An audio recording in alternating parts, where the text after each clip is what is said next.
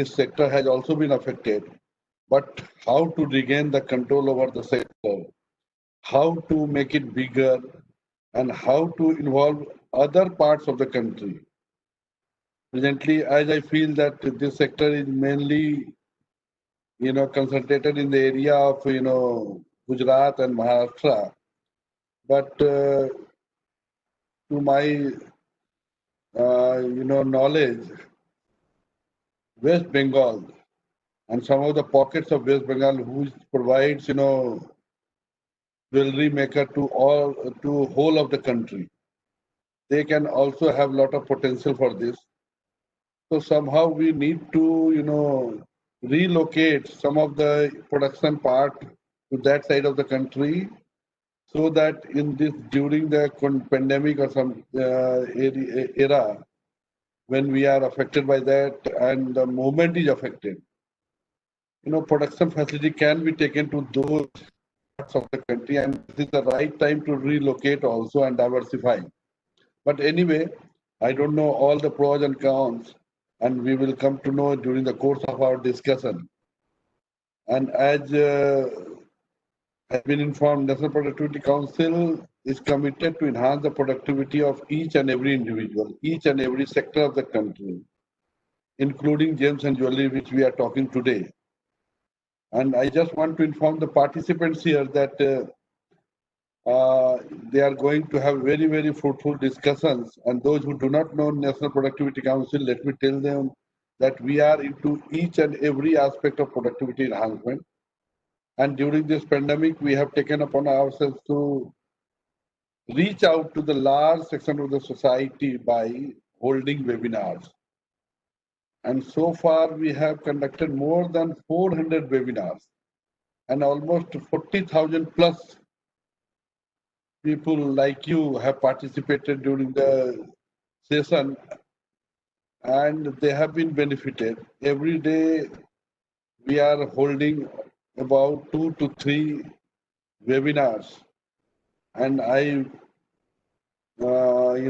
invite all of you to tell us your feedback, give us questions, and ask also which sector you would like us to dwell upon. So now I will request Mrs. Rupa Dutta, the Senior Economic Advisor, a member of Indian Economic Service, to give her presentation on this.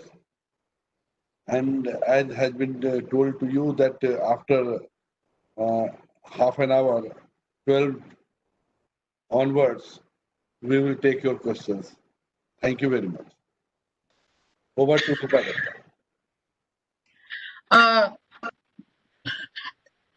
Thank you, Arun. Thank you, Shravani, and the entire team NPC. Thanks a lot for giving me this opportunity to speak about a sector which, as Arun said, even 2 days back I was handling, and which is very close to my heart. And we, as part of the team in commerce, have put in a lot of, have tackled a lot of issues and put in a lot of efforts to move this sector forward. So as the topic of my discussion today is problems, possibilities, and prospects for this sector. So let me start by giving a background to this sector, and then I'll talk about the issues afflicting this sector, and then we'll go on to some of the steps which Government of India is, along with the Gem and Jewellery sector and the Gem and Jewellery Export Promotion Council, is looking forward to implementing in the future for improving exports from this sector and increasing employment. The gem and jewellery sector has a contribution of around 7% to our GDP. It's one of the most critical sectors of the Indian economy. This is also one of the thrust areas for export, and it contributes 13 to 14% to our total export basket. It is also leading in terms of employment generation. About 5 million people are working in this sector. This sector has a very interesting perspective with two ends of the spectrum. On one hand, the products which are produced are luxury products, which are at the higher end of the retail in terms of gold, gold jewelry, diamonds, and now emerging areas such as silver jewelry, fashion jewelry, and even lab-grown diamonds and so on. On the other hand, the back end of this sector is supported by a huge skill, which is very unique, skill levels prevalent amongst the workers, which is very unique amongst our Indian workers. And as Arun said, very lot of skill amongst the eastern part of the country, Bengal and other regions.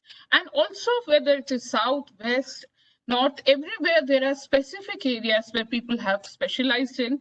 And the kind of craftsmanship displayed by the Indian craftsman is unique. But so far as the employment part is concerned, it is largely MSME units and very unorganized.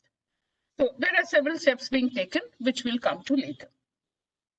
Now, this sector is also highly import dependent because the raw materials used in manufacturing, whether it is rough diamonds, whether it is gold, or whether it is colored gemstones, and all are largely imported. And we'll then come to the what are the policy perspectives in terms of moving ahead for to be a larger part of the global value chains and move up in the value chain. But that will be my concluding remarks. Now I'll just highlight a couple of sectors a bit more in detail before I come to the overall general perspective. Let me start with the diamond industry. Today, India is the world leader in terms of cutting and polishing diamonds in India. India contributes 65% by value, 85% by caratage, and 92% of number of pieces of diamonds are cut and polished in India. In fact, out of every 15 diamonds, 14 diamonds carry the imprint of Indian craftsmen. So, and especially the skill of the craftsmen in cutting and polishing small diamonds is like phenomenal. Nobody else in the world has been able to replicate this skill till now. Attempts are being made in other countries, including mining countries of Africa and others, but they still have a long way to catch up. So India has gained a monopolistic position in terms of manufacture of diamonds, although the rough diamond is largely imported. In fact, India has emerged as a leader in diamond manufacturing, and it's an ideal example of Make in India. 93% of the diamonds, which are rough diamonds imported and cut and polished in India, are exported. This forms about 24 billion of the 40 billion export basket in terms of the gem and jewelry sector. The next big item is gold jewelry. As we know, India is the second largest consumer and importer of gold. India imports about 800 to 900 tons of gold, out of which about 150 tons of gold is exported as gold jewelry. Rest is used for domestic consumption. Gold is ingrained in the emotional and cultural fabric of India. We know that the import of gold puts some pressure on balance of payments, but there are several steps being taken about how to address this issue. And the export of gold jewelry forms about $12 billion of the $40 billion export basket for India. Now, that would be my introduction for this sector. Let me get into a bit of more of detail in terms of the problems and issues afflicting this sector. The exports from the gem and jewelry industry for the year 2018-19 was $40 billion. This, for the year 2017-18 was $40 billion, and after that it was falling. And in the year 2019-20, it fell to $35 billion, which is a decline of about 11%. And obviously 2021, we know we are facing the effects of the COVID-19 pandemic, and along with the earlier global lockdown, which has aggravated the situation. For the period April to June, the exports from this sector fell by about 60%. This month's July figures are slightly better, but even then, exports are about 50% down. The good news is that the markets are opening in US, Europe, and China. So there are better prospects. But as we know, that since this sector is a luxury product, the demand will take some more time to pick up. And as we also, and this, because, and especially in view of the widespread disruption in global supply chains as on account of the COVID-19 pandemic. As I've already mentioned, the sector is hugely labor intensive, in line with other labor intensive sectors such as textiles and leather industries, and employs about 5 million people in this sector. There's a huge potential for higher and better quality growth in terms of increased output, higher value addition, and moving up the value chain. Now let me highlight some of the problems afflicting this sector. One of the major focus areas which requires reforms, one, of course, Arun has mentioned that it is highly concentrated in Mumbai and Surat. There are huge pockets of possibility and potential in Eastern India, Bengal and other areas in terms of development of imitation and fashion jewelry. Already there's a lot of work going on. And similarly in South for typical temple crafted jewelry and in other areas. So what we need is a better organization of the industry. And industry in the present form is very dissipated and unorganized, which also has resulted in lack of availability of data for workers and units. Due to this highly unorganized market, the workers who are the core of the Indian gem and jewelry sector are not getting the due focus in terms of providing essential living facilities, and migration of such workers can be fatal for the industry when the situation normalizes. Lack of social sector schemes for such fringe workers is making the situation worse for most people, including people working in all across India. Another priority area is to focus. So one issue is organization, better, in terms of better output from as a manufacturing sector. This sector needs to be more organized so that the workers can get the benefits, and also their productivity and quality can be improved. The second area where we can talk about is how to improve the quality output of the very large number of small and MSME manufacturers involved in this sector, and how to improve the quality of their finished goods. Now, in this regard, I would happily like to mention a major initiative which has been undertaken by Government of India. We have developed a scheme for setting up, basically it's a scheme of cluster development, and we have developed a scheme for setting up common facility centers for gem and jewelry sector. Till as on date, there are 4 CFCs which have been set up in Visnagar, Palanpur, Amreli, and Junagadh. These are all in Gujarat, and they are pertaining to the diamond sector.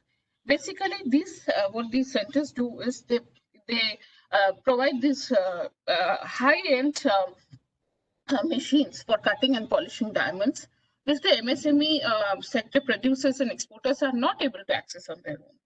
So they bring their diamonds, they do the cut and polishing and other activities, grading, etc., and on the basis of a payment of fees.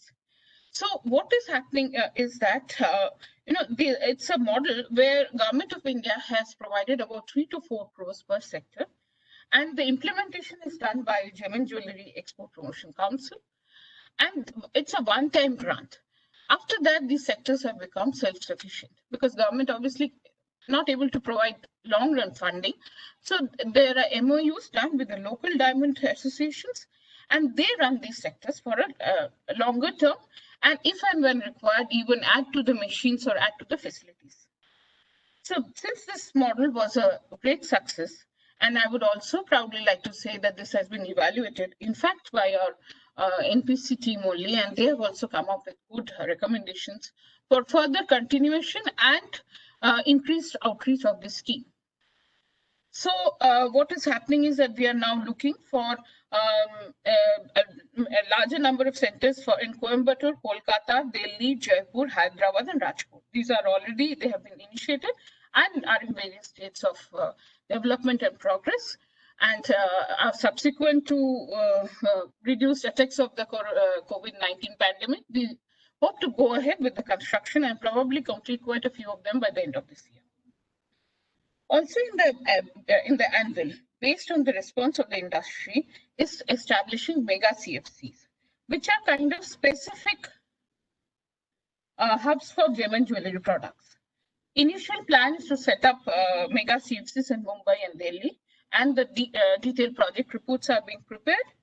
These mega CFCs will provide end-to-end solutions for production of German jewelry items, and they will be a critical element in technological advancement and facilitating large-scale production of German jewelry products of international standards. I think I just now saw some questions being asked about how is this sector trying to handle. I'll just end, sorry, the CFC part before I come to the further policy steps. These CFCs are already providing a lot of inputs and a lot of perspectives for initiating organized manufacturing and improving quality. And mega CFCs and jewelry parks. There's already a jewelry park coming up in Mumbai, and some more gem bourses coming up in other Jaipur and other likely to come up in other parts of the country. Now I come to some of the policy issues which Government of India is thinking for further, some new ideas. Which we are trying to, which Government of India is trying to implement for this sector to promote exports. One of them is the idea of a cross-border e-commerce. Now, this is, as we all know, e-commerce. See, e-trading is already happening for this sector, but there is need to have a specific e-commerce policy for this sector.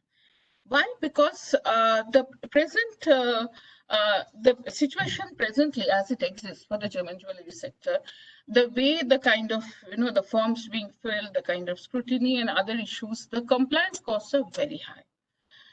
And if you do a comparative analysis, then these compliance costs are about $60 to $100 per consignment, as against $3 to $5 for packages coming from China and other such competing countries. So there's need for developing and enabling e-commerce policy for this sector. As we all know, this is one of the major initiatives of DOC, DPIT, and all other, and would require customs, posts, DE, and all other stakeholder ministries to come on board to take this policy initiative ahead. Since e-commerce is a new world order, and it's growing at a rapid pace. This e-commerce would also allow the Indian German jewelry export traders to now go for a B2C route, not for a B2B route, which they're already doing.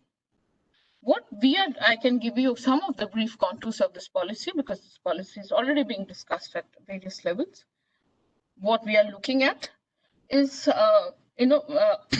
looking at consignments, because in US, there's zero customs duty on consignments valued up to $800.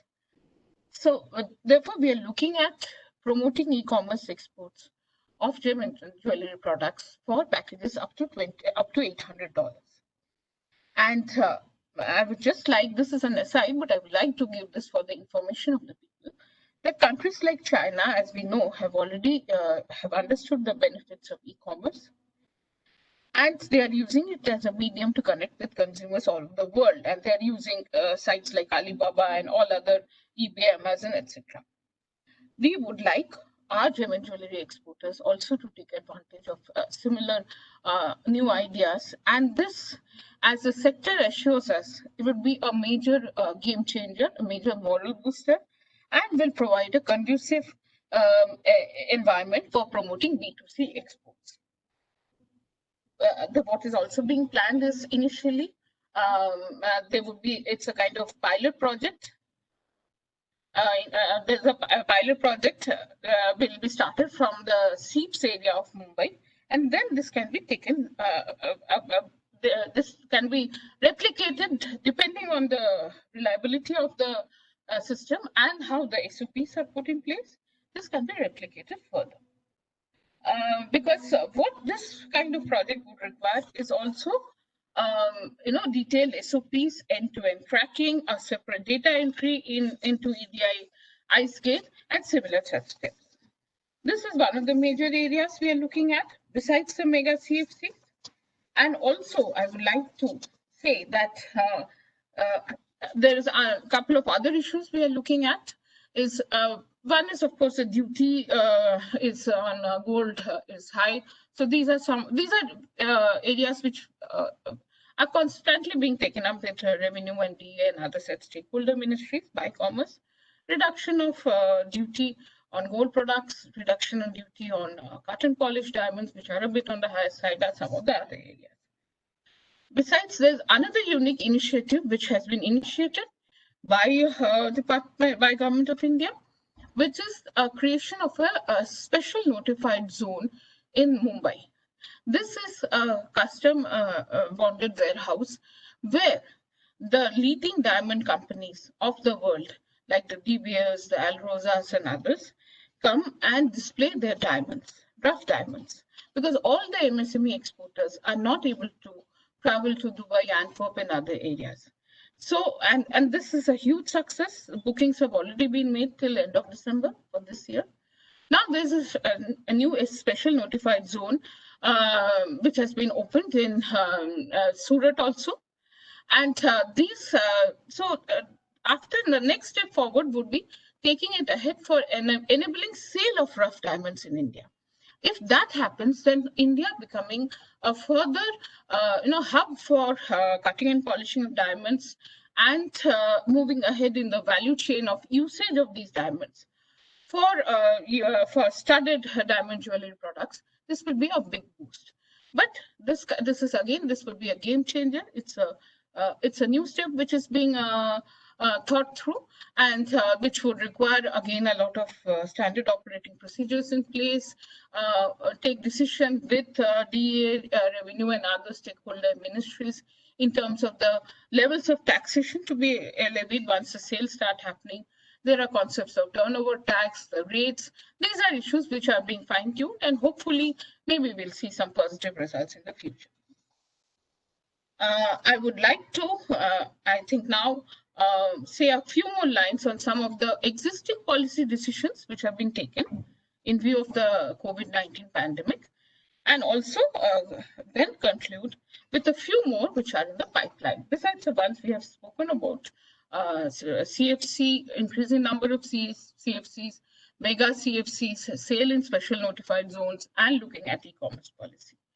Another area which there's a lot of discussion happening is to have a risk-based management system, which means that the products which are being sold to the established retailers, say the Cartiers and Tiffany's of this world, and in US and in Europe, there are again total tracking, end-to-end tracking, using of big data analytics, blockchain, and all such new age methods to see that the packages which are going to these established retail brands are, there's a RMS system being used by customs after the due appraisal, and so that the movement of the goods is faster. However, for the products which are going to countries like Dubai and Hong Kong, the recommendation is still that 100% of all such packages need to be checked. There are some other newer ideas which are happening for this sector, which include, they're coming up, which I think a lot of the export promotion councils, including GGPC, is coming up with the idea of virtual fairs, doing B2B fairs in collaboration with the Indian missions abroad and with all the concerned stakeholders in Government of India on board. Platforms are being created. In fact, there have already been quite a few virtual fairs which have happened very recently. And platforms have been created where the products are displayed by the manufacturer and the seller is able to access these products.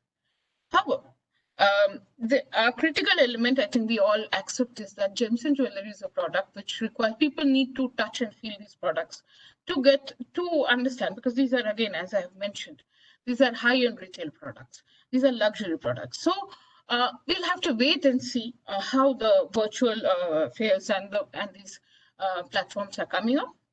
And also an idea that maybe by the end of the year, some of the major jewelry fairs can resume with the right kind of, with the right kind of protocols in place and with maintaining the norms of social distancing.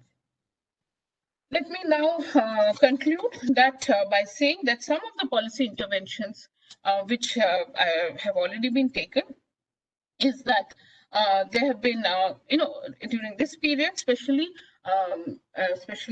DA revenue and our own DGF and Director General of Foreign Trade has been especially helpful, and they have issued clarifications in terms of SOPs for discharge of bonds, exemption of GST on import of gold by nominated agency, similar exemptions for silver and platinum, amendment of foreign trade policy to allow export of gold findings with gold contents of 3 carats and above, and export of religious gold idols of purity level above 22 carat, increase in job work period for SEZ units, issuing of circulars to resolve countervailing duty issues, etc. I would also like to mention that so far as the training facilities is concerned, the Gem and Jewellery Export Promotion Council has already established, this is done by the GGPC, they have already established 2 new institutes in IIGJ at Varanasi and Udupi, and there are a number of other institutes, including those in Mumbai, Delhi, Jaipur, and others, which are already in place and are doing very well. The average duration of these courses are, depending on the kind of specialization and skill level required, can vary from 6 months to 2 years. These courses in the big metros are doing extremely well, and you can, any of you can visit some of these IIGs. But one thing the newer centers are facing is that jewelry designing, while all the placement is very good for all the students who have moved out of these institutes, but that jewelry designing, the need for jewelry designing to be the understanding and the perception that jewelry designing can be a viable career option needs to be built up, for which all these institutes are taking steps, doing workshops, and trying to change the mindsets of people. I would now like to conclude that there are 2 more critical areas which need highlighting in this sector. One is establishing credibility. We do know that this sector has faced problems, and there have been a few generally large exporters who have created issues for the sector and who have afflicted the sector with credibility required issues. I would say most of the sector consists of MSME producers and exporters who prefer to stick to their mandate and do their job, but the large exporters have created issues.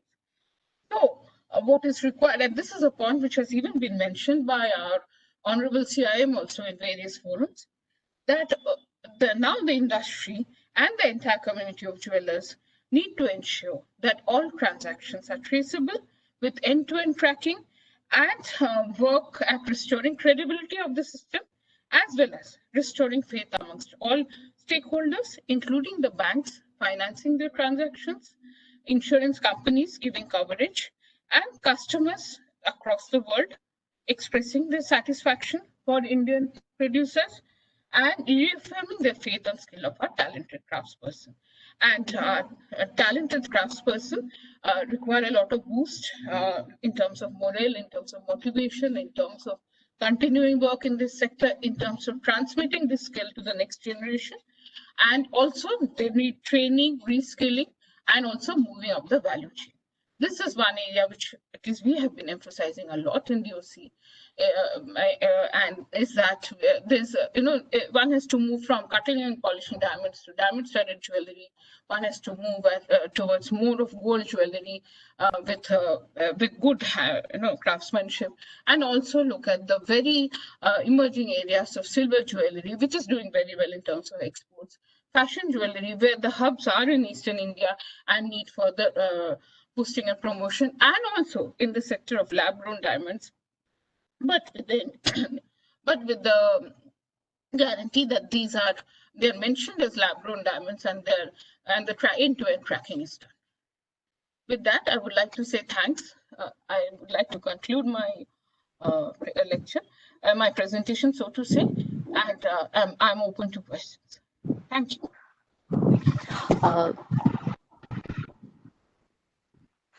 Thank you so much, ma'am. I have some questions in the chat box. So if you allow, can we start taking the questions? Yes, we can. Yeah, the very first question is there any training institute where the gems and jewelry cutting, polishing and making can be trained to the new persons who want to join this sector, and what is the time duration for the training period?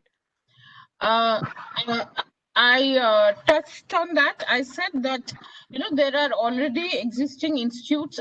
In fact, just don't pick. I think there are 6 or 8 Indian Institute of Gems and Jewellery which have been set up by not by Government of India but by the Gem and Jewellery Export Promotion Council. The large ones are in Mumbai, are in Jaipur, and in Delhi, and newer ones have been opened in Udupi and Varanasi and other places. I can send you the details of these institutes, the total number of them. But like I said, one of the areas is that people have to understand that this is a new and emerging area, which can give you full-time employment. All the students get placement in the international designing shows. Many of our craftsmen have got awards. But it is not the traditional engineering or medical. So the perception has to change in terms of how productive this work can be and how remunerative it can be. Thank you. Okay. Ma'am, another question is, will the fourth industrial revolution adversely affect the employment in the gems and jewelry sector? The Industry 4.0, as per my understanding, would focus a lot on the MSMEs, their quality development, and also, they're becoming more organized. So, in fact, Industry 4.0, in collaboration with the MSME sector, and with institutes like NPC, actually should be of much more benefit. Because these, like I've said, the whole idea of common facility centers is to give access to better technology. Even I think Jackie can also say he knows that some of these were replaced by them. And we need to increase the number of these common facility centers, especially during the next financial cycle when it starts. We need to go in for more mega CFCs. We need to have end-to-end solutions for better tracking and moving ahead. And Industry 4.0 and quality will play a critical role. The sector needs to be more organized. These 5 million people actually are very, very unorganized. So their skills need to be in a more organized format. So it can be a synergy and a convergence. I think. Thank you.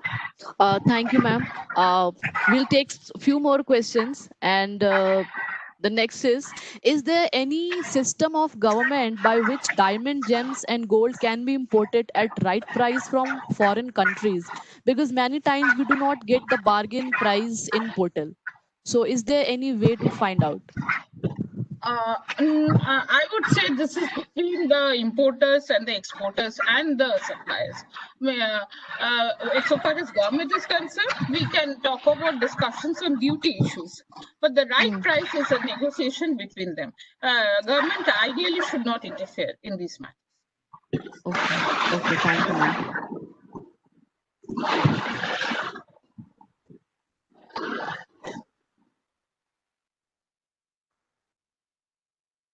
Sir, please unmute your mic, sir. Sir, there is one more question that how this pandemic is going to affect the global supply chain and what we are doing about it. As I've said, I think I answered this as part of my perspectives of this industry, that yes, this pandemic has affected the global supply chain quite adversely, and especially the diamonds.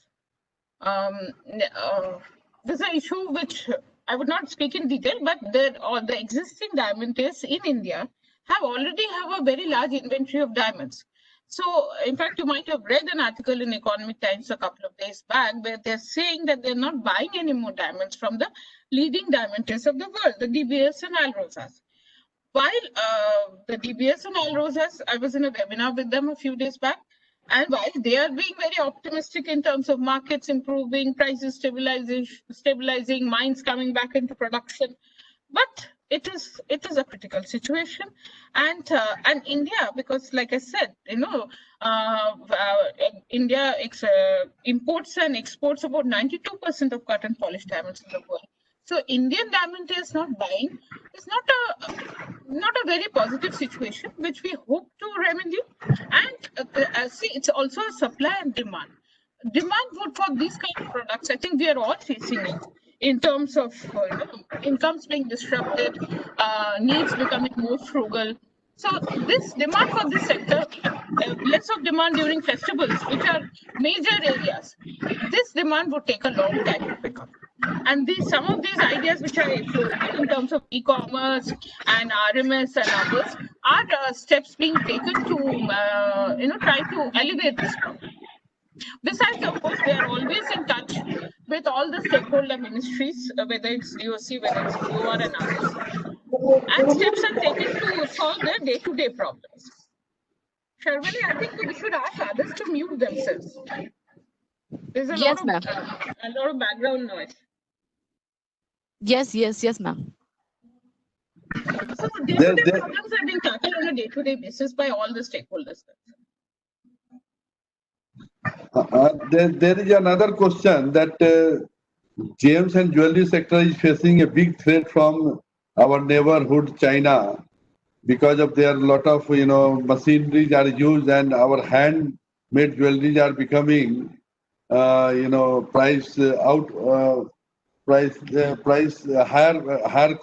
becoming costlier. So how do we tackle such kind of threat? Arun, this is an area, yes, of concern, and especially I would say for how do I put it? These are areas like, say, for imitation jewelry. Imitation jewelry, we are getting a lot. There's a huge potential, and especially imitation, or rather call it fashion jewelry, like you said, in eastern part of the country, there's so many hubs in the Singur area and so many other areas where fantastic work is being done. But yes, there's a large scale. We get a lot of representations from these imitation jewelry manufacturers and others, because there's a large scale imports coming from China, and frequently at very low prices. So our industry finds it difficult to face them. So I think these are issues which are, some of it needs to be tackled even at a higher level in terms of revenue and how they can handle these issues. Another issue which comes to the forefront is the compliance costs in China are lower. So before the pandemic, I think there was a lot of relocation which was happening.